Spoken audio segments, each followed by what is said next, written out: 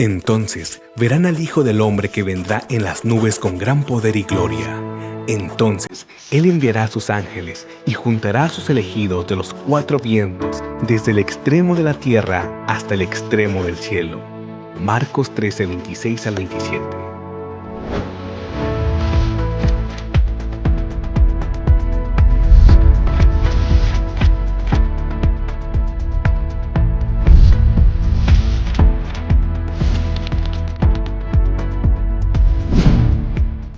Hola, ¿qué tal? Qué gusto que nuevamente nos acompañan a este estudio de la lección número 10 que tiene por título Los últimos días. Y ahora vamos a entrar un poquito a profecía. Pero me gustaría también que mis compañeros se presentaran. Mi nombre es Rubí López y al mismo tiempo de presentarse me gustaría que contestaran la pregunta ¿por qué creen que es importante estudiar las profecías?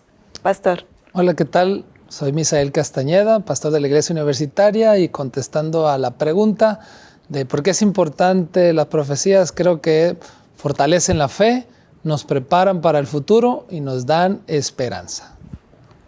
Hola, mi nombre es Ana María Tello, mejor conocida como Yeya, y respondiendo a la pregunta, pues también es fortalecer mi fe, también me ayuda a entender el futuro y prepararme para él.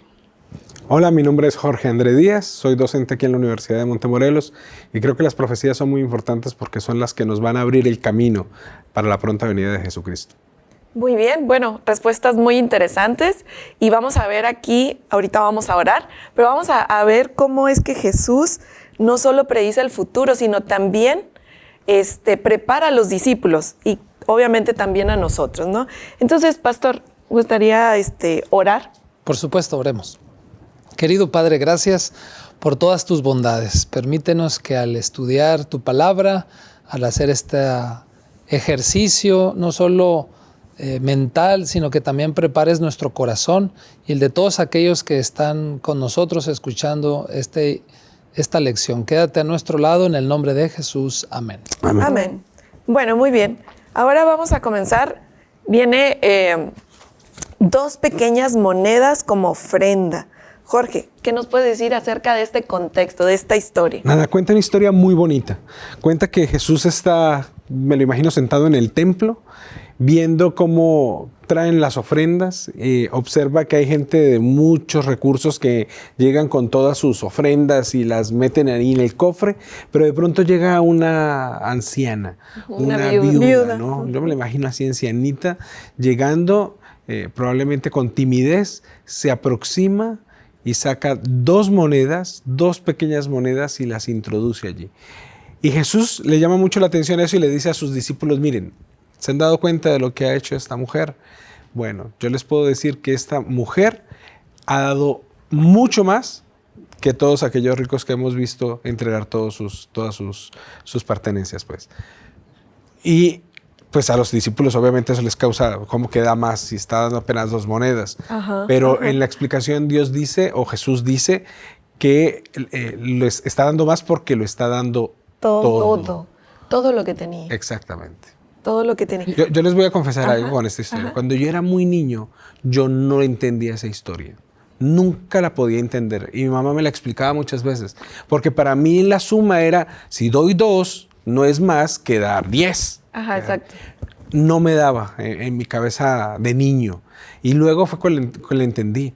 A veces todavía hay mucha gente que tiene ese pensamiento de niño y todavía no puede entender esta historia. Y eso nos muestra la perspectiva del reino de Dios versus la perspectiva de la humanidad, porque Jesús está haciendo un contraste. Llama a los discípulos y hace un contraste. Ella ha echado más. Vean la perspectiva del reino de Dios. No está puesta en lo monetario o en lo material o en el regalo mismo, en el don mismo, sino en la mente y en el corazón de la persona. Y está puesta, perdón, pastor, está puesta en la confianza de esa viuda. Sí. El hecho de decir, bueno, si es todo lo que tengo, pues mejor lo guardo porque necesito comer, necesito esto, pero precisamente por eso es grande, ¿no? Porque dio lo que tenía. Sí, dice que echó más. Puedo ver ahí más sacrificio, más humildad, más sufrimiento, más amor.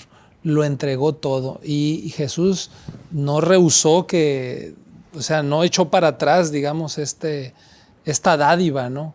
Porque él finalmente sabe que lo estaba haciendo de todo corazón. Sí, y apela al corazón de los discípulos, ¿no? Que están dando a los demás lo que les sobra. ¿Y ustedes qué están dando de corazón? No necesito que me des tus obras, necesito que me des todo tu corazón.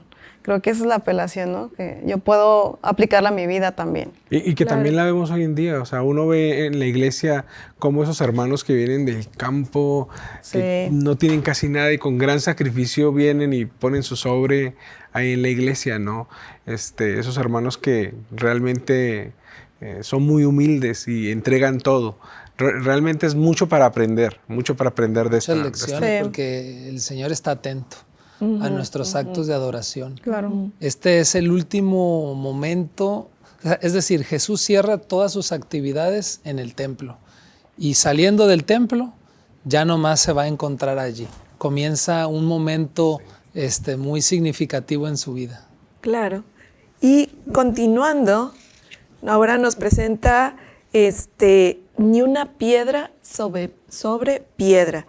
Yeya, ¿qué nos puedes decir acerca de este pasaje que lo encontramos en Marcos 13, del 1 al 13? Sí, pues llegan, está Jesús con los discípulos y ven un edificio muy grande y dice, bueno, ven toda esta estructura, pues se va a caer. Y le dice, y les sigue diciendo, les va revelando ya el futuro. Van a venir guerras, van a sufrir, se va a levantar gente en mi nombre diciendo que son cristos falsos. Los hijos van a matar a los padres a los hijos. Va a haber destrucción, terremotos. Ustedes van a padecer por mi causa.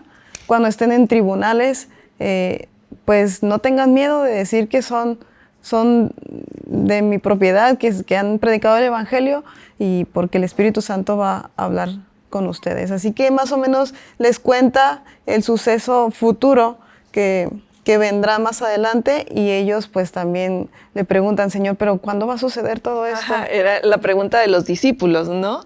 De estar asombrados porque ahorita que estabas comentando acerca del templo, pues eran construcciones pesadas, ¿no? Porque eran piedra, entonces decir, se va a destruir. Pero también eran sagradas. Y sagradas. O sea, hoy día, para los israelitas, para el pueblo judío, el templo es el templo. Es más, hoy hay batallas por ese templo como tal. Entonces, eso nos lleva a entender que los discípulos en ese momento quieren entender también cómo va a ser destruido y como el tiempo en el que va a ser, ¿no? Es como que tiene una gran trascendencia dentro de su filosofía, también dentro de su cosmovisión. Muy bien. Bueno, pues vamos a hacer una pausa y queremos que ahora ustedes nos comenten en redes sociales acerca de esta pregunta. ¿Qué señales actuales de la venida de Cristo te llaman la atención? Las guerras. Me llama mucho la atención cómo es que no estamos completamente conscientes que ellas están cumpliendo. Que el amor de muchos de nosotros se enfriará. Realmente son muchas las señales que estamos viendo ahorita que nos dan a entender que la venida del Señor está muy cerca. Puedo destacar el aumento de las guerras, rumores de guerras, las catástrofes naturales, la violencia, la falta de respeto de los hijos hacia los padres, la falta de fe. Son muchas, pero puedo mencionar esas. A mí lo que más me llama la atención son las guerras, los rumores de guerras, así como las nuevas enfermedades que han estado surgiendo con los años. Es una de las señales inminentes que nos viene en Mateo 24 sobre que Cristo viene pronto. A mí me llaman la atención las guerras y toda la violencia que se está ocasionando. Desde años atrás hasta ahorita no para de haber violencia entre países. Muchas gracias por sus opiniones. Y bueno, estábamos en que Jesús avisó o predijo que se iba a destruir el templo y entonces entramos a esta etapa de profecías. La parte del martes nos habla acerca de la abominación asoladora. ¿Qué nos pueden decir acerca de esto? Bueno, sí, ya entramos en un periodo profético porque estamos llegando a los últimos días que Jesús está en la tierra. En la tierra, ¿no? sí. Y acaba de decir que no quedará piedra sobre piedra del templo, ¿no? Y que vendrá también un momento de angustia, de aflicción, de desolación, y se refiere a la caída de Jerusalén. Se refiere a la destrucción del templo. Se refiere al asedio del Imperio Romano a través del general Tito. Así que Jesús les dice, vendrán, así como hubo momentos de mi persona aquí con ustedes, de paz, de sanidad, de bondad, pues también vienen momentos de gran aflicción y que tendrán que estar muy atentos, porque cuando eso empiece a ocurrir, les invita incluso a salir de la ciudad. Es interesante que tiene una gran relación con las profecías que tenía Daniel. O sea, todos los judíos en ese momento sabían de las profecías de Daniel. ¿A quién le gustan las malas noticias? Pues a nadie, ¿no? O sea, a ninguno nos gustan las malas noticias. Y de alguna u otra manera, esas malas noticias, todos los judíos las entendían y las sabían. Si ustedes leen bien Daniel, después de haber recibido esas profecías, dice que se enfermaba, que le daba tanta tristeza que se ponía muy triste. Pero en este momento ahorita Jesús se las está dando, las mismas características de profecía se las está dando a sus discípulos. Entonces podemos entender eso también. Pero en realidad Jesús también lo que nos muestra aquí es que no debemos tenerle miedo a las profecías, porque Dios está con nosotros. O sea, si Dios está con nosotros, estas profecías sí se vuelven más como unas promesas, ¿no? Que el reino de Él, pues, se acerca, ¿no? También es así. Y de alguna forma es como estar preparados y saber que esas cosas van a ocurrir, que no te toman por sorpresa.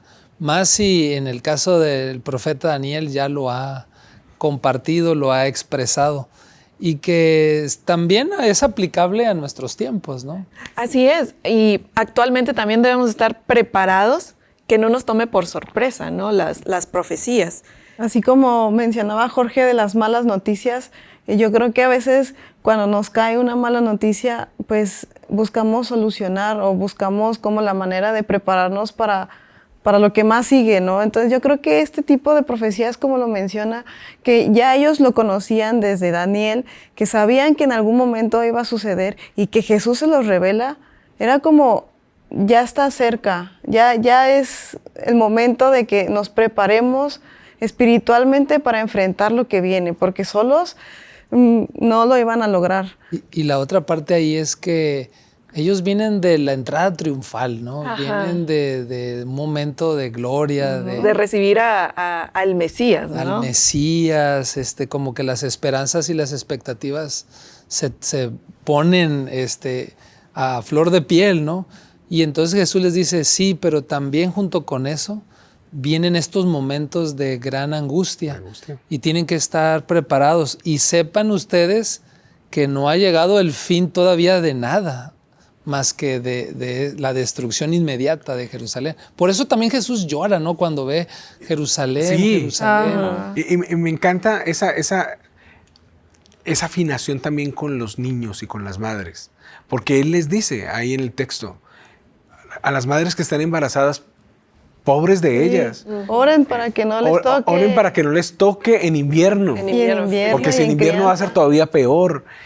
O sea, mejor dicho, no oren porque no va a suceder. No, va a suceder. Pero que no suceda no tan difícil. A las madres que tienen niños pequeños, pobres de ellas. O sea, esa afinidad también con ese sufrimiento de estas madres, de los niños, de esa humanidad también, ¿no? De Jesús, y ese amor que le tiene a todos con respecto a esto que va a suceder, que es terrible. Sí, claro. Y bueno, después de esta profecía o de tener esto, viene otro título interesante, la gran tribulación. Y aquí me gustaría, Yeya, si nos puedes ayudar a leer Marcos 13:19, para ver a qué se refiere este versículo. Bueno, leo Marcos 13:19 y dice, porque en aquellos días habrá tal tribulación como nunca hubo desde el principio del mundo que creó Dios, hasta este tiempo ni la habrá. Ya habla de una persecución más intensa, ¿no? De que no han experimentado ellos. Sí, incluso hace eco, ¿no?, de lo que hablábamos de las profecías de Daniel, capítulo 7, capítulo 8, y también de la gran persecución de ahí de Daniel, capítulo 9. Pero es como el presagio de que habrá una gran tribulación, una mayor intensidad, en mayor prolongación de tiempo para tiempos también más adelante, ¿no? Que incluso si nosotros pensáramos en nuestro tiempo, también pasaremos por situaciones de esta naturaleza, porque se han cumplido las profecías en el tiempo de Jesús, posteriores a Jesús, y se van a cumplir. Y se van a cumplir para las el fin. próximas. Sí. ¿Cómo medir el sufrimiento? O sea, es muy difícil medir el sufrimiento, pero Jesús aquí lo que muestra es que en los tiempos del fin el sufrimiento será tanto que no se ha vivido durante toda la creación del mundo. Eso tiene que ver con un cierre también, ¿no? Y él mismo después menciona en los siguientes capítulos que ese cierre y ese tiempo será muy corto. Acortado. Por lo mismo. Va a ser muy corto, precisamente porque es tanto el sufrimiento que si no todos moriríamos. Entonces, eso para mí es muy importante porque hay que prepararse. Hay que prepararse. Claro. Esto ayuda, como decía el pastor, las profecías nos ayudan a prepararnos para ese tipo de cosas que nos van a suceder. Y fortalece nuestra fe, nuestra confianza, porque el Señor no nos va a abandonar. Estará allí para hacer frente a estas adversidades, y habrá engaños y habrá situaciones sobrenaturales, pero en cada una de esas circunstancias dice que por amor a los escogidos, por gracia, será el tiempo reducido y acortado. Y por eso la pregunta del inicio, ¿no? De por qué era importante estudiar las profecías para estar preparados. Bueno, vamos a hacer otra pausa, pero ahora vamos a hacerle unas preguntas a nuestro experto. ¿Por qué no impidió Dios la persecución de su pueblo a lo largo de los siglos y en la actualidad? ¿Cómo nos ayuda el tema del gran conflicto a entender por qué existe la persecución? El hecho de que Dios no impida la persecución no significa que la aprueba. Por el contrario, Él la rechaza y condena. La persecución existe porque es el camino que siguen los enemigos de Dios cuando los argumentos se terminan. Entonces acuden al golpe, a la fuerza, a la espada, al martirio, a infligir dolor en los cristianos. Sin embargo, quienes pasan por esa experiencia de ser perseguidos son representantes de Dios que han desarrollado tal confianza en Él que reconocen que lo único que pueden hacer los enemigos de Dios es matar el cuerpo, pero no sus convicciones ni su fe. A lo largo de toda la historia de la humanidad ha habido representantes fieles de Dios que han pasado por esta difícil experiencia, pero Dios siempre los ha sostenido, siempre ha estado con ellos. Y la persecución normalmente lo que produce es un impacto tremendo en la vida de otras personas. Otras personas son impactadas al ver la fe de aquellos que están siendo martirizados. Entonces podemos decir que la persecución es como una semilla que permite que también el evangelio sea diseminado. Así pasó con la iglesia cristiana primitiva. Mientras ellos eran perseguidos, iban avanzando, compartiendo con otros, y muchas personas llegaron a conocer el plan de la salvación. La persecución entonces produce testificación y es un medio que Dios puede utilizar para alcanzar a otras personas que probablemente no fueran alcanzadas de otra manera. Muchas gracias al experto por las respuestas que hicimos de estas preguntas. Y bueno, hemos estado estudiando acerca de las profecías y pudiéramos decir que estas profecías a lo mejor algunos pudieran dar un poco de expectación de cómo será, ¿no? Pero ahora el tema es la segunda venida de Jesús y ya es otro panorama, ¿no? Sí, como muy alentador. Es parte de las profecías. Claro. Porque Jesús viene, lo ha prometido, y si lo otro se ha cumplido, ¿qué creen que va a ocurrir con esta? Se va a cumplir. Se va a cumplir, claro. Y eso nos llena de gran consuelo, de esperanza, paz, bienestar, y es algo en lo que debemos estar ocupados, porque finalmente todas las personas que ahorita nos ven seguramente tienen problemas, hay necesidades, hay cosas que solamente están en el corazón, pero cuando sabemos que la venida de Jesús es real, será un evento visible para todos y que con eso lleva la oportunidad de estar con Él para siempre, el sufrimiento habrá terminado, la angustia habrá quedado atrás.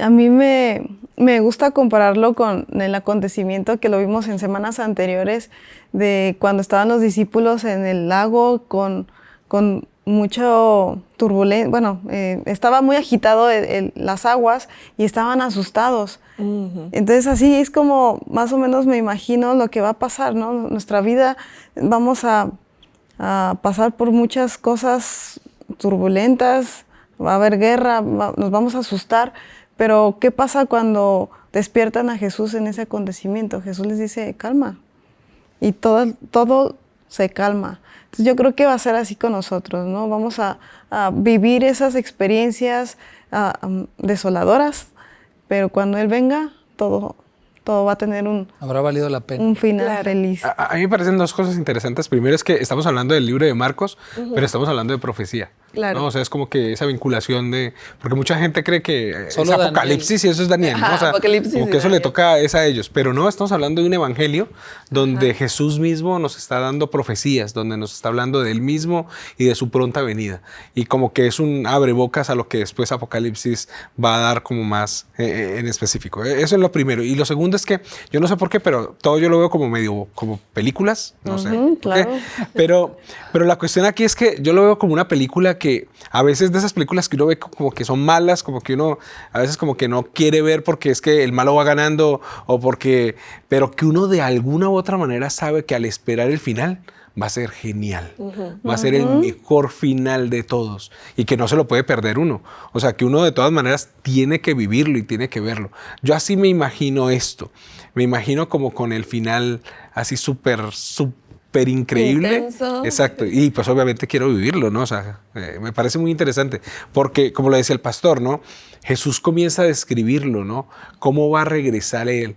Y me gusta mucho en una versión que tiene, que tengo aquí, donde dice que me verán a mí el Hijo del Hombre venir en las nubes del cielo con mucho poder y gloria.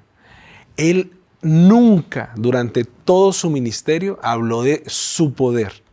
Nunca habló de su gloria y ahorita sí lo menciona. Sí, algo también, Robbie, muy interesante de esto es que dice que el día y la hora de su venida nadie la sabe. Interesantísimo. Y eso nos lleva a estar siempre preparados. Alertas. Estar alertas, hacer un compromiso con Dios, el estar motivados para cumplir la misión, porque tú no sabes en qué momento.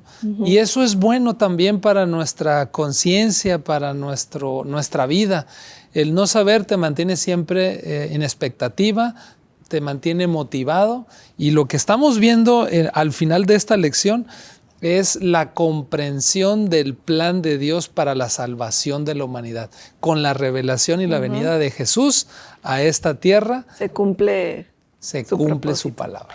¿Sabe qué me parece de lo que usted está diciendo, pastor? Muy interesante también, y es que él dice, ni yo me la sé.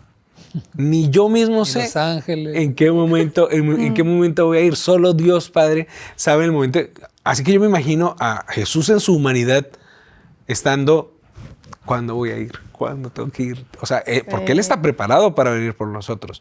Pero yo me lo imagino en este momento súper ansioso a venir también. Sí. Sí, o sea. Aquí hay algo que dice, el retorno de Cristo será personal, literal, visible y audible. Y me llama la atención que es personal. No es de que, bueno, asisto a la iglesia, ya me voy a ir con Él, lo voy a ver. No, sino tiene que ser personal. ¿Y qué decimos siempre cuando es algo personal? De uno cada día. Porque como humanos se nos olvida, perdemos el rumbo, nos distraemos. Entonces, me llama mucho la atención eso, ¿no? De estar siempre esperando su segunda venida. Y es que la salvación es personal. Así que también por eso dice que todos lo podrán ver. Ojalá que pudiéramos estar, ¿no?, en un acontecimiento como ese. Tú hablabas de lo de las películas. Bueno, esta escena de Jesús viniendo se ha recreado muchas veces. Sí. En pintura, en video. En películas también. Películas, de muchas maneras. Y cuando lo vemos es maravilloso. Ahora no se acerca a la realidad, a lo que pudiera llegar a ser. Es solamente algo como imaginativo, ¿no? Describir esas escenas. Y es todo un arte. Sin embargo, al complementar el estudio que estamos teniendo con Tesalonicenses, con 1 Corintios, donde dice que el Señor vendrá y los muertos en Cristo resucitarán primero, seremos arrebatados. Es decir, son realmente un acontecimiento extraordinario, maravilloso. Por eso yo recuerdo a mi padre mucho diciendo esto en cultos familiares y en momentos familiares, es que a nosotros nos da mucho miedo, por ejemplo, cuando tiembla o cuando llueve fuertísimo, cuando hay un huracán, pero se imaginan ese momento cuando venga Jesús. Probablemente la tierra, bueno, dice que la tierra se estremecerá. Hay que tener mucha confianza y mucha fe, ¿no? O sea, Jesús va a regresar pronto y no va a ser pues tan pausible, tan tranquilo. Todo el mundo lo verá, así que no debemos tener nada de miedo. Al contrario, debemos estar esperando eso y estar ansiosos de que regrese pronto. Muy bien. Bueno, pues para ir terminando, me gustaría que cada uno dijera su conclusión, pero en pocas palabras. Muy bien, yo diría que las profecías fortalecen nuestra fe, como lo hemos dicho, pero también nos dan un elemento de paz y de consuelo para enfrentar nuestras adversidades. Que Él ha prometido estar con nosotros hasta el fin de los últimos días, así que todo lo que tengamos que pasar a causa de su nombre, pues va a valer la pena. Pues a mí me parece que no debemos tener miedo. Jesús viene pronto y debemos esperarle con los brazos abiertos. Así es. Bueno, pues muchísimas gracias. Y también gracias a ustedes que nos acompañaron. Los invitamos para la siguiente lección. Dios les bendiga.